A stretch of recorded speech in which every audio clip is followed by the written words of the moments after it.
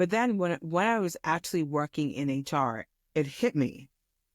And I developed a philosophy that said, never depend on your job for 100% of your income. That's the philosophy that I developed sitting on the HR side. Why? Nobody who works in HR can say that they haven't seen people laid off, or on the flip side, that we haven't been the victims of a layoff. Right. So you think about having one single source of income, all of your eggs in one particular, it might be a nice basket, beautiful basket. But what happens when that rug is pulled out from you and that basket is emptied? And let's say you are the sole source of income for your family.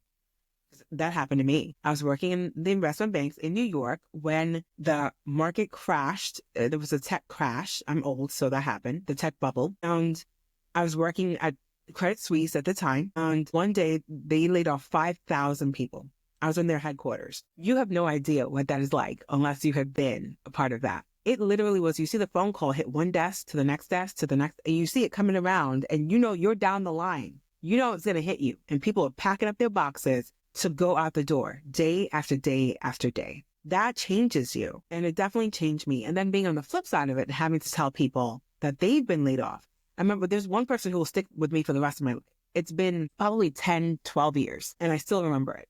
Telling this gentleman, he was an older gentleman, probably had been with the company for over a decade. Manager loved him, performed great, but we had to balance who was getting laid off. You know, younger, older, male, female, all those things. And he just, luck of the draw, it just happened to be his time. And at the time I was given the layoffs that would be maybe difficult because I had the empathy and, you know, I was calm and people kind of reacted well to me. And I delivered that news to him that he was being let go, and I helped him pack his boxes. And you're used to people being angry, upset, the whole gamut of emotions. But here's why he stuck with me and why he will stick with me for the rest of my life. I take the elevator down with him, go down the elevator. He turns and looks at me and he says, "Thank you so much." But the look on his face when I had to deliver the news that he no longer, he was like, "What am I supposed to do next?" Yeah.